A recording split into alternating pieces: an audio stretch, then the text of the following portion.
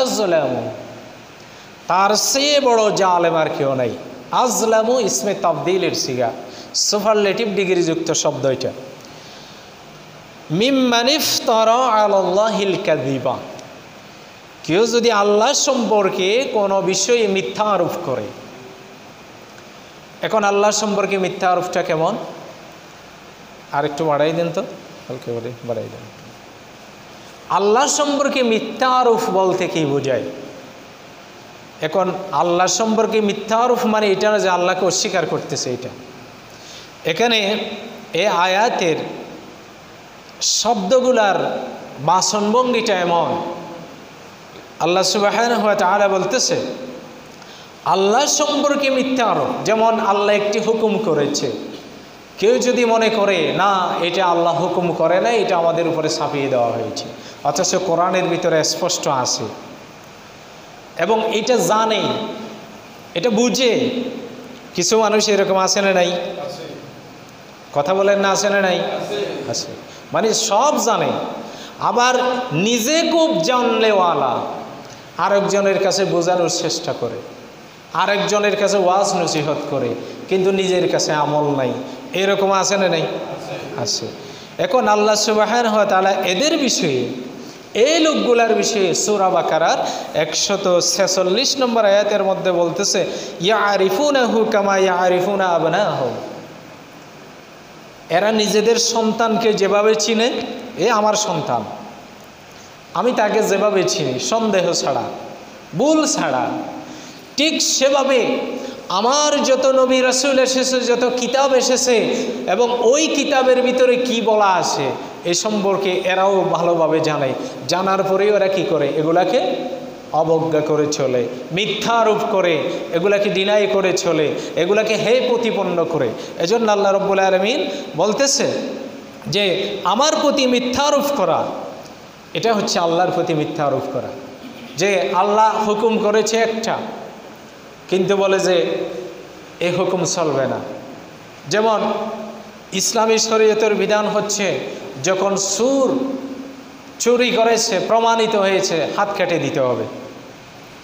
এই বিধান কি কোনো মানুষের তৈরি করা নাকি কোরআনের? কোরআনে কে বলছে আস-সারিকু ওয়াস-সারিকাতু ফাকতাউ আইদিয়াহুমা, সুরাইয়া এবং সুরনি দুইজনের হাত কেটে দাও। তাহলে এখন যদি বলে যে একবিংশ শতাব্দীতে এই আইন চলবে না, এরকম বলে যে মানুষ আছে না নাই? তো এখন যদি বলি যে এই আইন এখন চালানো যাবে না, তাহলে এই যে সুরের হাত কাটতে হবে এটা বিধান দিয়েছে কে? তাহলে আমি আল্লাহর দেওয়া বিধানটাকে কি করলাম? অ্যাভয়েড করলাম। আমি বললাম এটা চলবে না। তাহলে ইসলামের বিধানগুলোকে যারা এভাবেই অবজ্ঞা করে তাদের বিষয়ে বলা হচ্ছে। তাহলে এইরকম শত শত বিষয় আছে। এবার আসে আল্লাহ বলতেছে ওয়াহুয়া ইউদআ ইলাল ইসলাম, যখন তাদেরকে ইসলামের দিকে ডাকা হবে, আহ্বান করা হবে, তখন তারা এই সমস্ত বিষয়গুলোকে হে প্রতিপন্ন করে। এখন ইসলামের দিকে ডাকা, ইসলামের দিকে আহ্বান করা, এই যে ইসলামের পথে দাওয়াত দেওয়া, এটা জীবনের সব ক্ষেত্রে হইতে হবে। একজন ইমানদার মুসলমানের জন্য জীবনের প্রতিটি মুহূর্ত, পরিবার, সমাজ, রাষ্ট্র, জীবনের সব ক্ষেত্রে ইসলামের পথে দাওয়াত দিতে হবে। নাকি কেউ দাওয়াত দিবে আর কেউ দাওয়াত দিবে না, এরকম কি আল্লাহ বলছে? দাওয়াত দেওয়া সকলের দায়িত্ব কিনা? নাকি আমি হুজুর এই জন্য আমি শুধু বলবো, আপনারা বলবেন না যে হুজুর না সে বলবে না, আল্লাহ কি এরকম বলছে? না, দাওয়াত আপনাকে, দাওয়াতের মহার্থ মর্মার্থ এটা বুঝতে হবে।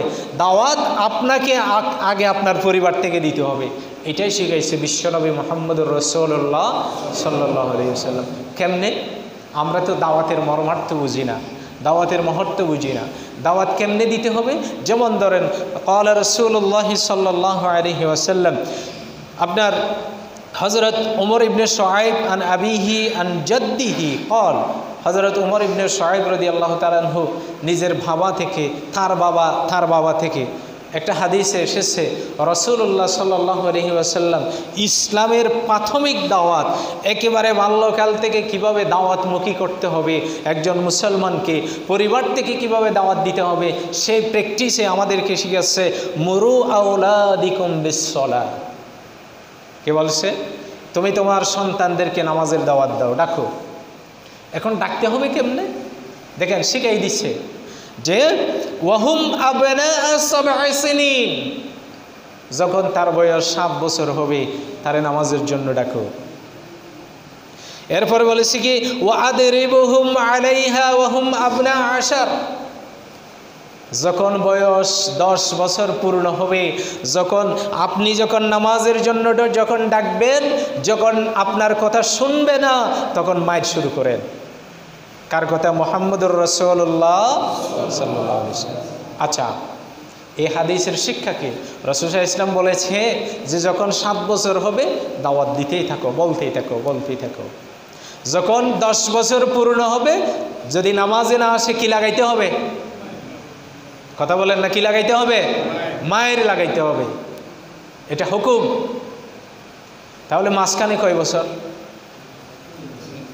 3 বছর। রাসূলুল্লাহ ইসলামের প্র্যাকটিক্যালি ইসলাম শিখানোর পদ্ধতিটা বুঝেন।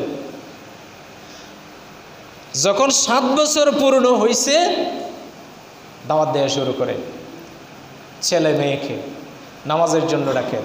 আপনি মসজিদে আসতেছেন, হাতে করে নিয়ে আসেন। মা নামাজ পড়তেছে, মেয়েকে পাশে দাঁড়াই করাইয়া দেন নামাজের জন্য। যখন 10 বছর পূর্ণ হবে, যখন কথা শুনবে না, তাহলে কি লাগাইতে হবে? এখন এই যে মাঝখানে যে 3 বছর, মাঝখানে 10 বছর পূর্ণ হওয়া পর্যন্ত 7 বছর বয়স থেকে শুরু করে মারার কথা কি বলছে? বুঝেন নাই কথা? 7 বছর থেকে 10 বছর হওয়া পর্যন্ত মায়ের দেওয়ার কথা কি বলছে? না। তাহলে মায়ের কখন শুরু? 10 বছর পূর্ণ হইলে। তাহলে এবার বুঝেন, তার মানে 3 বছর পর্যন্ত আপনার ছেলেকে ইয়া বুনাইয়া, হে প্রিয় বৎস, ও আমার ছেলে, হে ফুতু, হে আদরের সন্তান, বাবা, মা ডাকি ডাকি আপনাকে কোথায় আনতে হবে? নামাজে। কথা কি বুঝতেছেন না?